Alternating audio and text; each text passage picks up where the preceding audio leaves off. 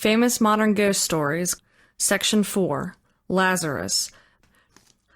1.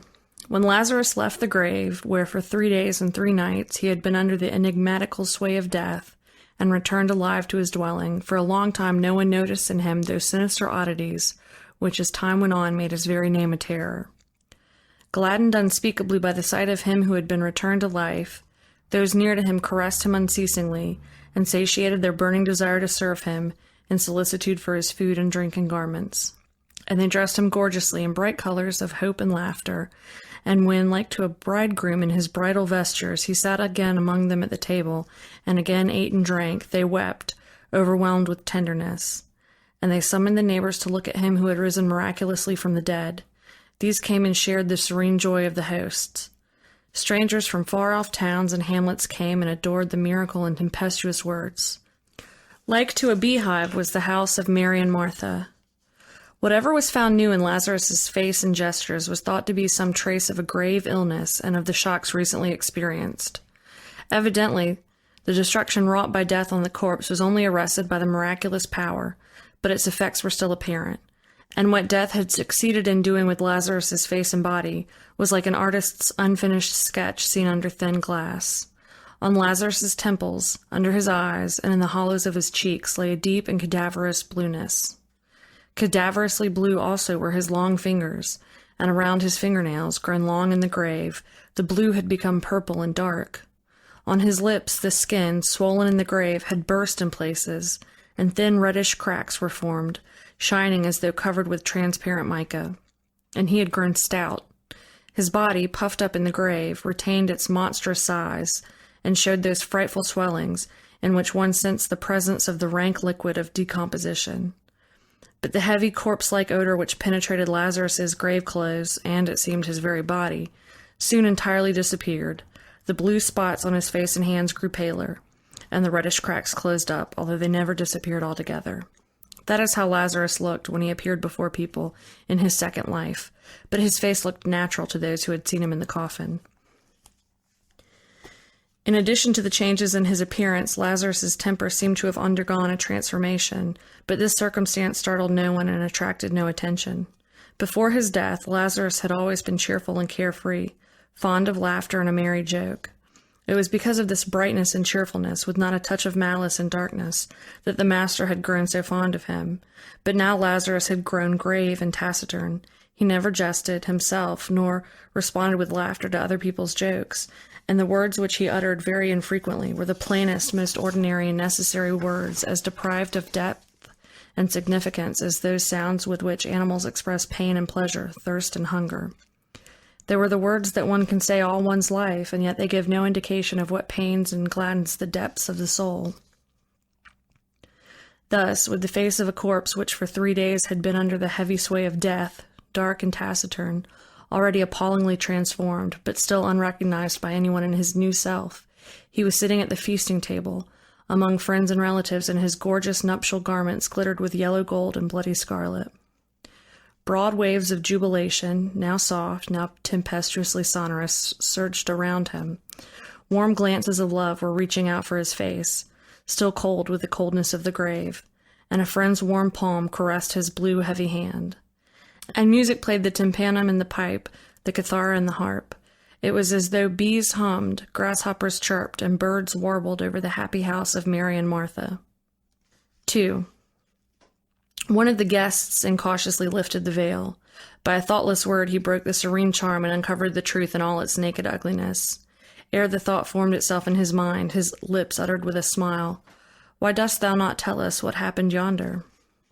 And all grew silent, startled by the question. It was as if it occurred to them only now that for 3 days Lazarus had been dead, and they looked at him, anxiously awaiting his answer, but Lazarus kept silence. "Thou dost not wish to tell us," wondered the man. "Is it so terrible yonder?" And again his thought came after his words.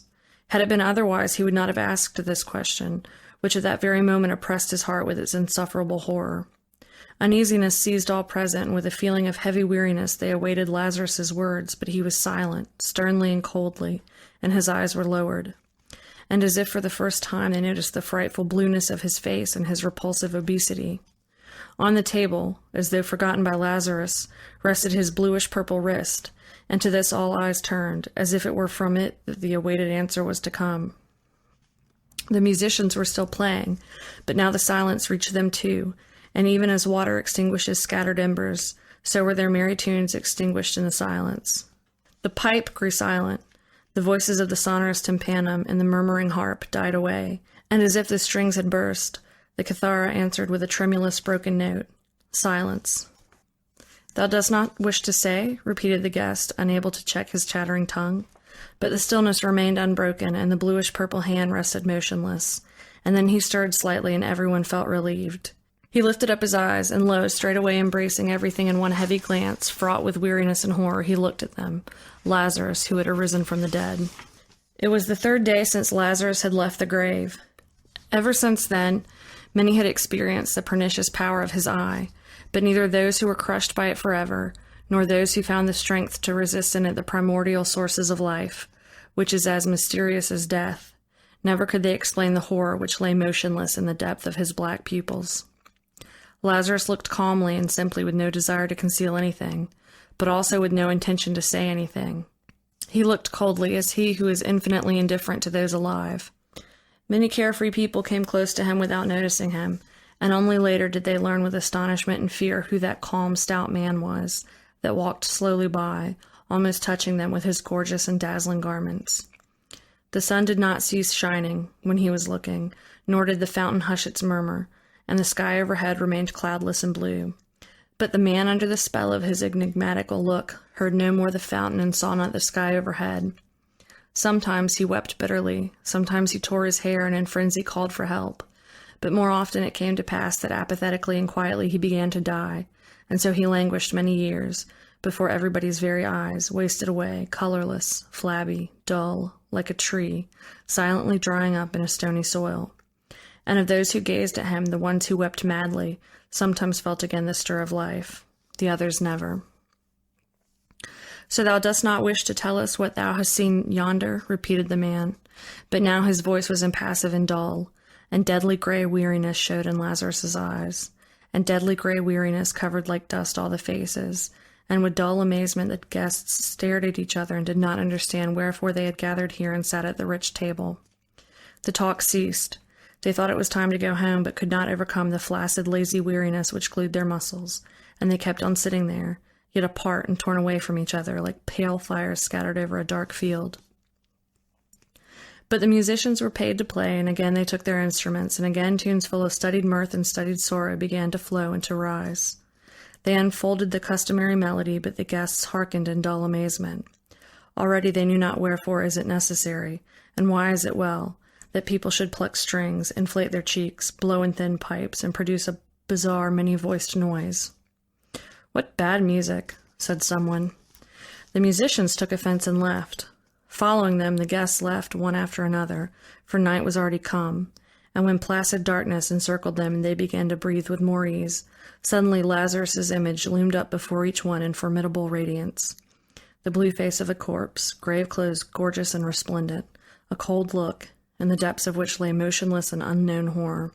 As though petrified, they were standing far apart, and darkness enveloped them, but in the darkness blazed brighter and brighter the supernatural vision of him who for 3 days had been under the enigmatical sway of death. For 3 days had he been dead. Thrice had the sun risen and set, but he had been dead. Children had played, streams murmured over pebbles, the wayfarer had lifted up hot dust in the high road, but he had been dead.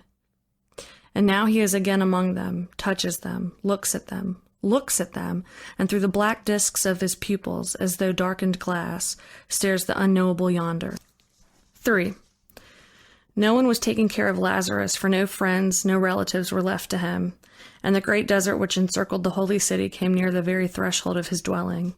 And the desert entered his house, and stretched on his couch like a wife, and extinguished the fires. No one was taking care of Lazarus. One after the other, his sisters, Mary and Martha, forsook him. For a long while Martha was loath to abandon him, for she knew not who would feed him and pity him. She wept and prayed. But one night, when the wind was roaming in the desert, and with a hissing sound the cypresses were bending over the roof, she dressed noiselessly and secretly left the house. Lazarus probably heard the door slam. It banged against the side post under the gusts of the desert wind, but he did not rise to go out and to look at her that was abandoning him. All the night long the cypresses hissed over his head and plaintively thumped the door, letting in the cold, greedy desert. Like a leper, he was shunned by everyone, and it was proposed to tie a bell to his neck, as is done with lepers, to warn people against sudden meetings. But someone remarked, growing frightfully pale, that it would be too horrible if by night the moaning of Lazarus's bell were suddenly heard under the windows, and so the project was abandoned. And since he did not take care of himself, he would probably have starved to death had not the neighbors brought him food in fear of something that they sensed but vaguely. The food was brought to him by children. They were not afraid of Lazarus, nor did they mock him with naive cruelty, as children are wont to do with the wretched and miserable. They were indifferent to him, and Lazarus answered them with the same coldness. He had no desire to caress the black little curls, and to look into their innocent shining eyes. Given to time and to the desert, his house was crumbling down, and long since had his famishing lowing goats wandered away to the neighboring pastures, and his bridal garments became threadbare. Ever since that happy day when the musicians played, he had worn them unaware of the difference of the new and the worn. The bright colors grew dull and faded. Vicious dogs and the sharp thorn of the desert turned the tender fabric into rags. By day, when the merciless sun slew all things alive, and even scorpions sought shelter under stones, and writhed there in a mad desire to sting, he sat motionless under the sunrays, his blue face and the uncouth bushy beard lifted up, bathing in the fiery flood. When people still talked to him, he was once asked, "Poor Lazarus, does it please thee to sit thus and to stare at the sun?" And he had answered, "Yes, it does."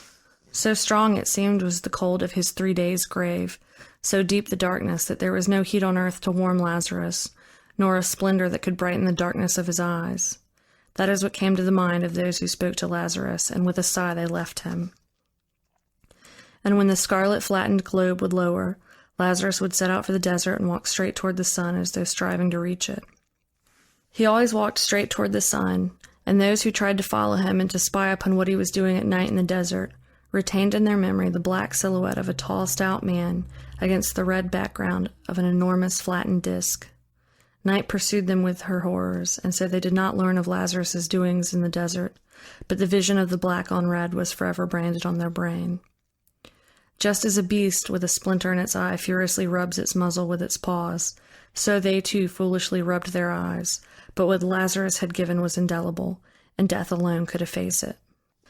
But there were people who lived far away, who never saw Lazarus and knew of him only by report.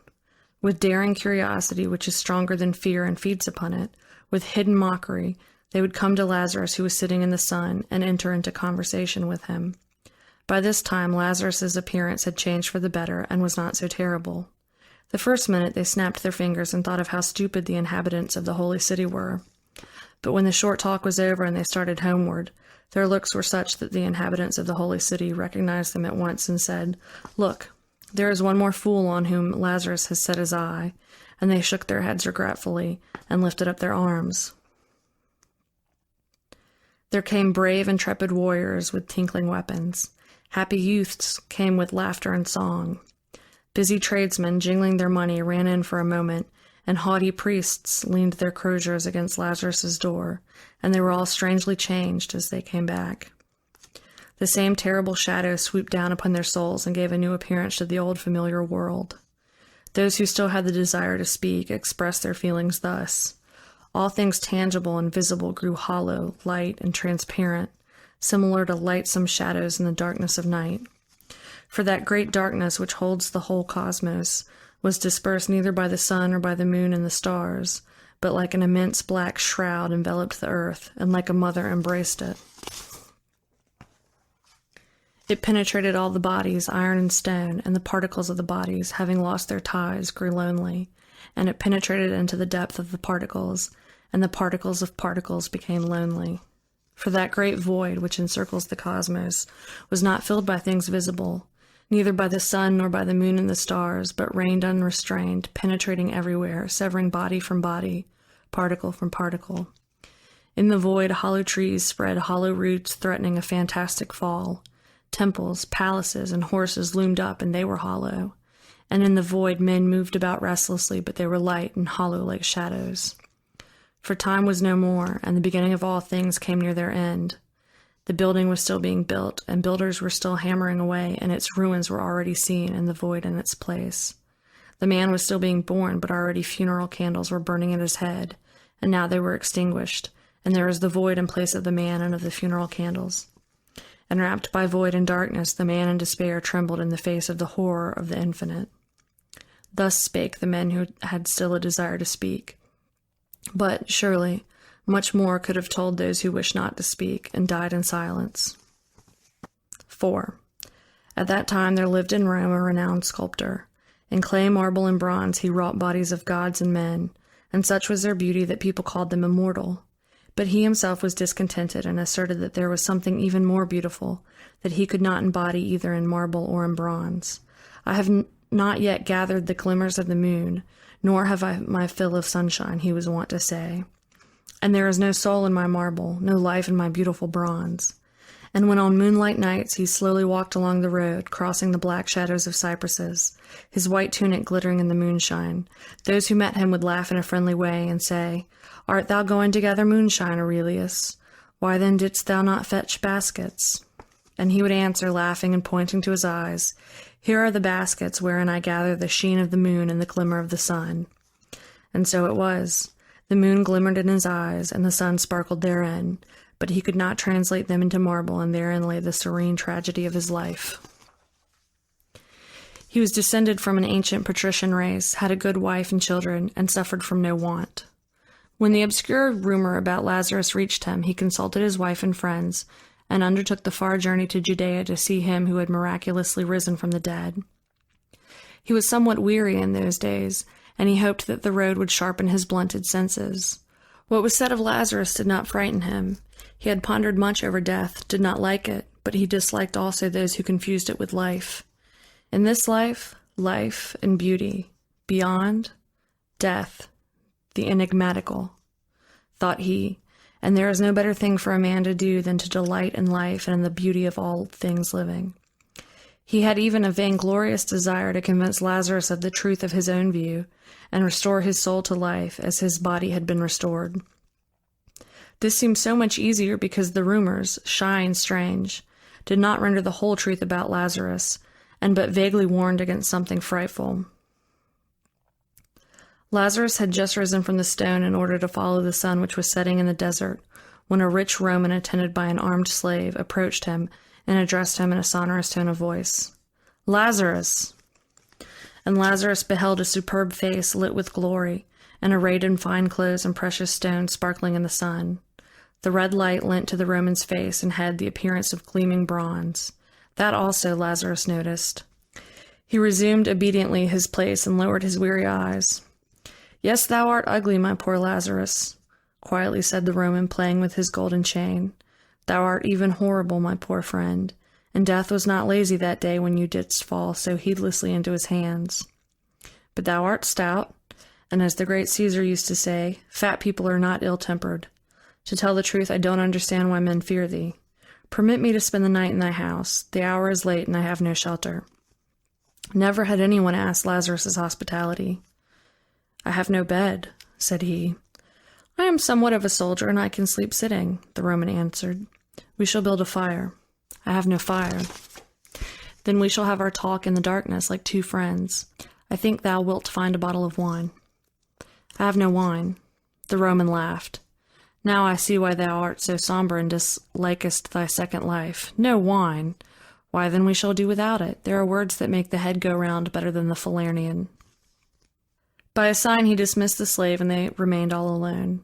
And again the sculptor started speaking, but it was as if, together with the setting sun, life had left his words, and they grew pale and hollow, as if they staggered on unsteady feet, as if they slipped and fell down, drunk with the heavy lees of weariness and despair, and black chasms grew up between the words, like far-off hints of the great void and the great darkness. "Now I am thy guest, and thou wilt not be unkind to me, Lazarus," said he. "Hospitality is the duty even of those who for 3 days were dead. 3 days, I was told, thou didst rest in the grave. There it must be cold, and that is whence comes thy ill habit of going without fire and wine.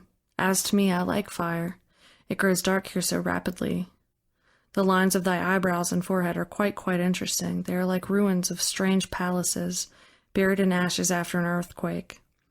But why dost thou wear such ugly and queer garments? I have seen bridegrooms in thy country, and they wear such clothes. Are they not funny and terrible? But art thou a bridegroom? The sun had already disappeared. A monstrous black shadow came running from the east. It was as if gigantic bare feet began rumbling on the sand, and the wind sent a cold wave along the backbone. In the darkness thou seemest still larger, Lazarus, as if thou hast grown stouter in these moments. Dost thou feed on darkness, Lazarus? I would fain have a little fire, at least a little fire, a little fire. I feel somewhat chilly, your nights are so barbarously cold. Were it not so dark, I should say that thou wert looking at me, Lazarus. Yes, it seems to me thou art looking. Why, thou art looking at me, I feel it, but there thou art smiling. Night came and filled the air with heavy blackness. How well it will be when the sun will rise tomorrow anew. I am a great sculptor, thou knowest. That is how my friends call me. I create, yes, that is the word. But I need daylight. I give life to the cold marble. I melt sonorous bronze in fire and bright hot fire. Why didst thou touch me with thy hand? Come, said Lazarus, thou art my guest. And they went to the house, and a long night enveloped the earth. The slave, seeing that his master did not come, went to seek him when the sun was already high in the sky, and he beheld his master side by side with Lazarus. In profound silence were they sitting right under the dazzling and scorching sunrays and looking upward. The slave began to weep and cried out, "My master, what has befallen thee, master?" The very same day the sculptor left for Rome.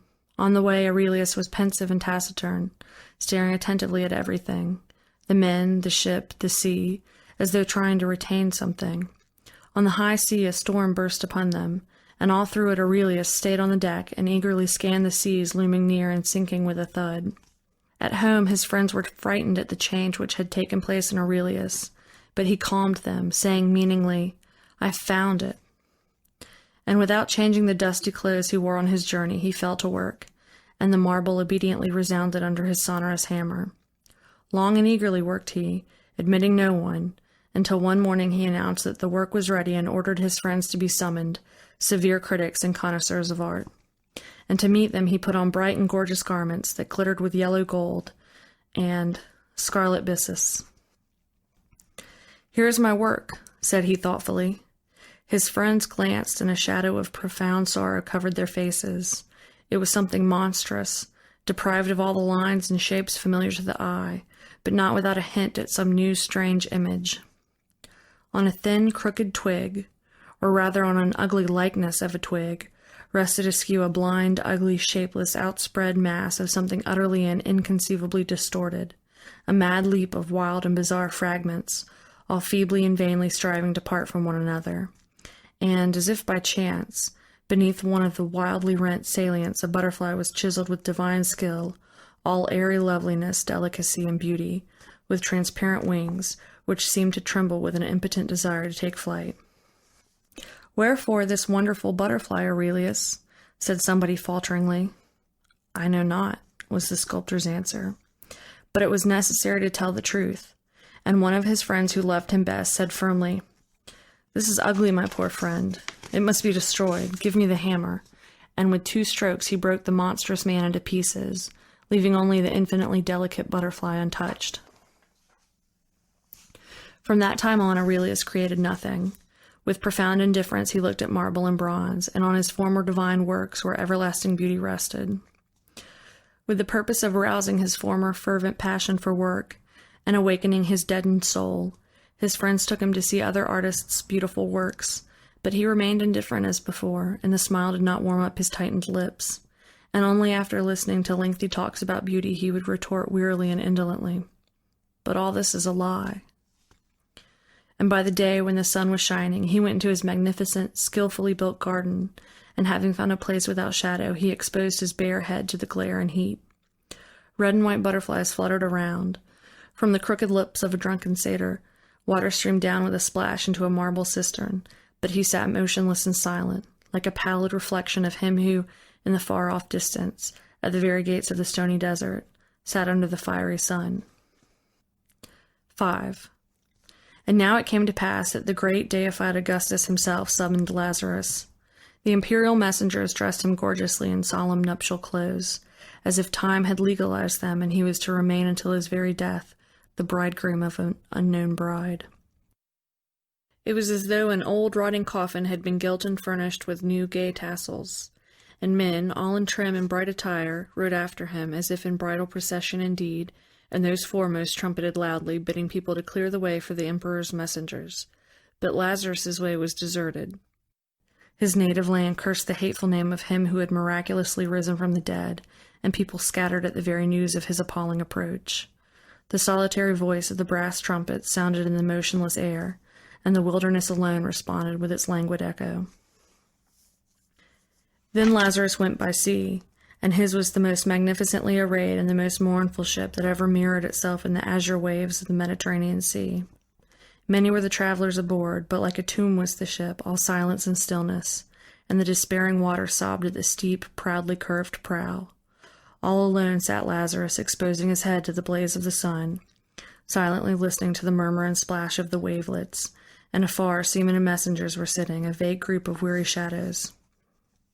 Had the thunder burst and the wind attacked the red sails, the ships would probably have perished, for none of those aboard had either the will or the strength to struggle for life.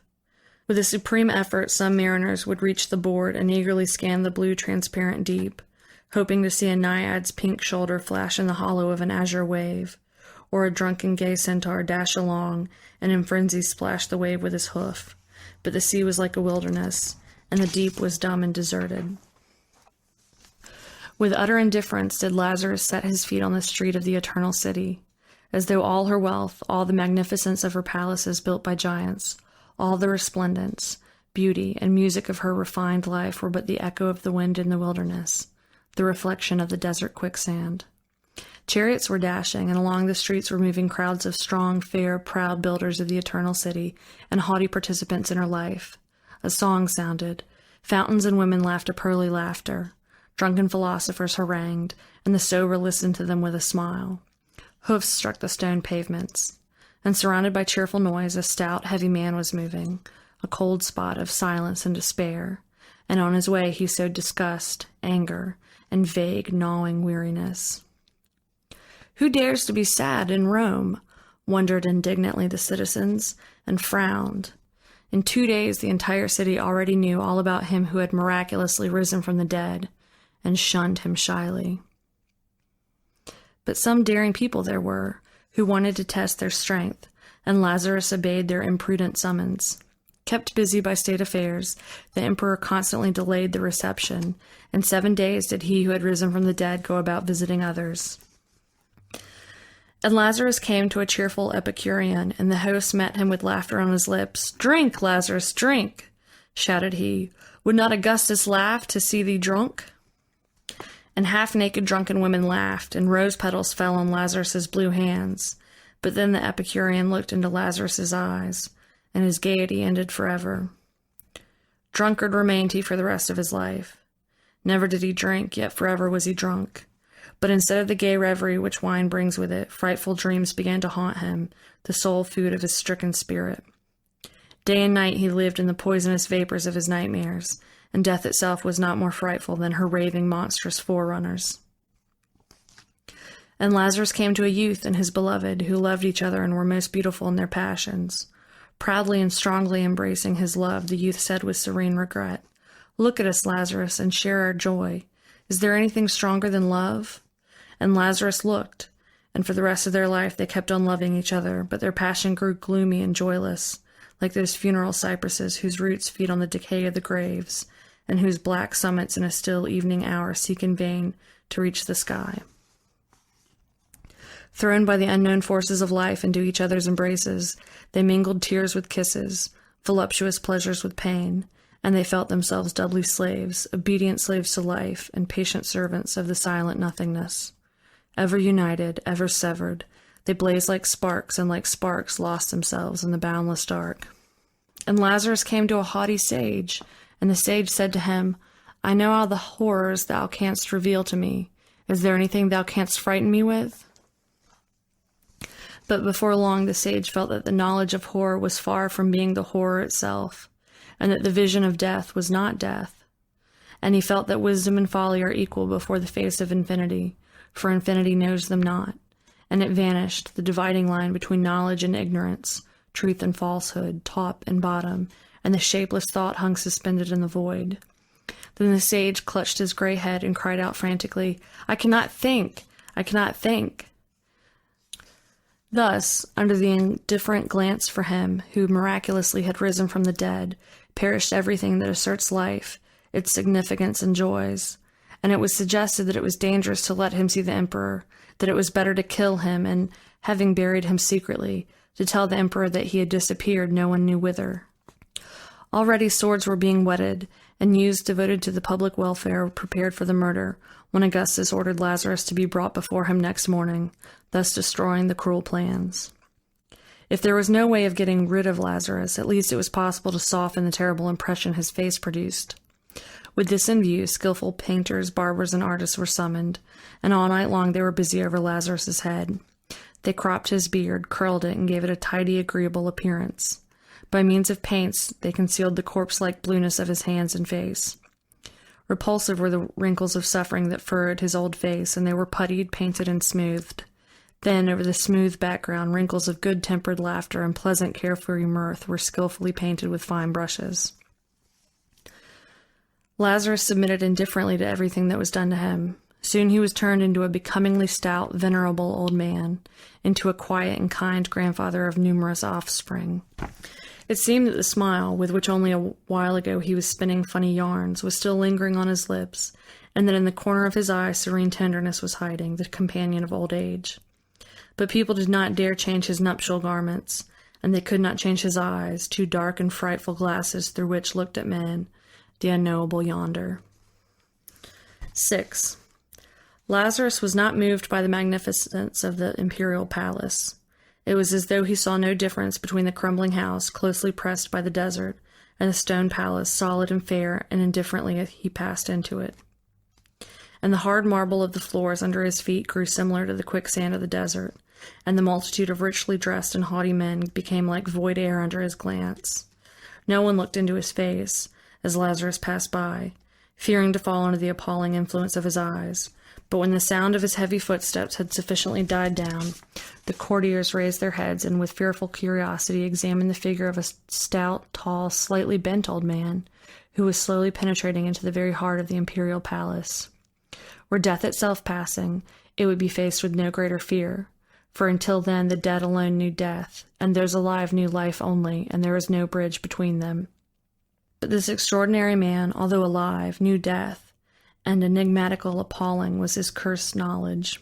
Woe, people thought, he will take the life of our great deified Augustus. And they sent curses after Lazarus, who meanwhile kept on advancing into the interior of the palace. Already did the emperor know who Lazarus was, and prepared to meet him. But the monarch was a brave man, and felt his own tremendous, unconquerable power, and in his fatal duel with him who had miraculously risen from the dead, he wanted not to invoke human help. And so he met Lazarus face to face. "Lift not thine eyes upon me, Lazarus," he ordered. "I heard thy face is like that of Medusa, and turns into stone whomsoever thou lookest at. Now, I wish to see thee, and to have a talk with thee before I turn to stone," added he in a tone of kingly jesting, not devoid of fear. Coming close to him, he carefully examined Lazarus's face and his strange festal garments, and although he had a keen eye, he was deceived by his appearance. "So, thou dost not appear terrible, my venerable old man, but the worse for us if horror assumes such a respectable and pleasant air. Now let us have a talk." Augustus sat, and questioning Lazarus with his eye as much as with words, started the conversation. "Why didst thou not greet me as thou enteredst?" Lazarus answered indifferent. "I knew not it was necessary." "Art thou a Christian?" "No." Augustus approvingly shook his head. "That is good. I do not like Christians. They shake the tree of life before it is covered with fruit, and disperse its odorous bloom to the winds. But who art thou?" With a visible effort, Lazarus answered, "I was dead." "I had heard that. But who art thou now?" Lazarus was silent. but at last repeated in a tone of weary apathy, "I was dead." "Listen to me, stranger," said the emperor, distinctly and severely giving utterance to the thought that had come to him at the beginning. "My realm is the realm of life. My people are of the living, not of the dead. Thou art here one too many. I know not who thou art and what thou sawest there. But, if thou liest, I hate thy lies. And if thou tell'st the truth, I hate thy truth. In my bosom I feel the throb of life. I feel strength in my arm, and my proud thoughts like eagles pierce the space. And yonder in the shelter of my rule, under the protection of laws created by me, people live and toil and rejoice. Dost thou hear the battle cry, the challenge been thrown to the face of the future?" Augustus, as in prayer, stretched forth his arms and exclaimed solemnly, "Be blessed, O great and divine life!" Lazarus was silent, and with growing sternness the emperor went on, "Thou art not wanted here, miserable remnant, snatched from under death's teeth. Thou inspirest weariness and disgust with life. Like a caterpillar in the fields, thou gloatest on the rich ear of joy, and belchest out the drivel of despair and sorrow. Thy truth is like a rusty sword in the hands of a nightly murderer, and as a murderer thou shalt be executed. But before that, let me look into thine eyes. Perchance only cowards are afraid of them, but in the brave they awake the thirst for strife and victory. Then thou shalt be rewarded, not executed. Now look at me, Lazarus." At first it appeared to the deified Augustus that a friend was looking at him. So soft, so tenderly fascinating was Lazarus's glance. It promised not horror, but sweet rest, and the infinite seemed to him a tender mistress, a compassionate sister, a mother. But stronger and stronger grew its embraces, and already the mouth, greedy of hissing kisses, interfered with the monarch's breathing, and already to the surface of the soft tissues of the body came the iron of the bones and tightened its merciless circle. And unknown fangs, blunt and cold, touched his heart, and sank into it with slow indolence. "It pains," said the deified Augustus, growing pale. "But look at me, Lazarus, look." It was as though some heavy gates, ever closed, were slowly moving apart, and through the growing interstice the appalling horror of the infinite poured in slowly and steadily. Like two shadows there entered the shoreless void and the unfathomable darkness. They extinguished the sun, ravished the earth from under the feet and the roof from over the head. No more did the frozen heart ache. "Look, look, Lazarus," ordered Augustus, tottering. Time stood still, and the beginning of each thing grew frightfully near to its end. Augustus's throne, just erected, crumbled down, and the void was already in the place of the throne and of Augustus. Noiselessly did Rome crumble down, and a new city stood on its site, and it too was swallowed by the void. Like fantastic giants, cities, states, and countries fell down and vanished in the void darkness, and with uttermost indifference did the insatiable black womb of the infinite swallow them. "Halt!" ordered the emperor. In his voice sounded already a note of indifference. His hands dropped in languor, and in the vain struggle with the onrushing darkness his fiery eyes now blazed up, and now went out. "My life thou hast taken from me, Lazarus," said he in a spiritless, feeble voice. And these words of hopelessness saved him. He remembered his people, whose shield he was destined to be, and keen, salutary pain pierced his deadened heart. "They are doomed to death," he thought wearily. "Serene shadows in the darkness of the infinite," thought he, and horror grew upon him. "Frail vessels with living, seething blood, with a heart that knows sorrow and also great joy," said he in his heart, and tenderness pervaded it. Thus pondering and oscillating between the poles of life and death, he slowly came back to life, to find in its suffering and in its joys a shield against the darkness of the void and the horror of the infinite. "No, thou hast not murdered me, Lazarus," said he firmly, "but I will take thy life. Begone." That evening the deified Augustus partook of his meats and drinks with particular joy. Now and then his lifted hand remained suspended in the air, and a dull glimmer replaced the bright sheen of his fiery eye. It was the cold wave of horror that surged at his feet. Defeated but not undone, ever awaiting its hour, that horror stood at the emperor's bedside like a black shadow all through his life. It swayed his nights, but yielded the days to the sorrows and joys of life. The following day the hangman with a hot iron burned out Lazarus's eyes. Then he was sent home. The deified Augustus dared not kill him. Lazarus returned to the desert, and the wilderness met him with hissing gusts of wind and the heat of the blazing sun. Again he was sitting on a stone, his rough, bushy beard lifted up, and the two black holes in place of his eyes looked at the sky with an expression of dull terror. Afar off, the holy city stirred noisily and restlessly, but around him everything was deserted and dumb. No one approached the place where lived he who had miraculously risen from the dead, and long since his neighbors had forsaken their houses.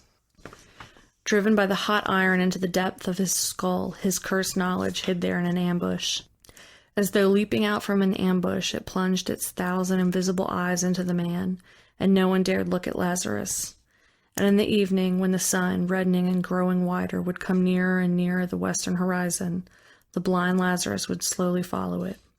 He would stumble against stones and fall, stout and weak as he was, would rise heavily to his feet and walk on again, and on the red screen of the sunset his black body and outspread hands would form a monstrous likeness of a cross.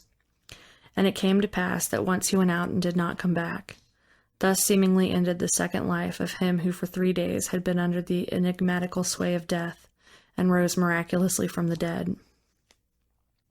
End of Lazarus. End of Section 4 of Famous Modern Ghost Stories.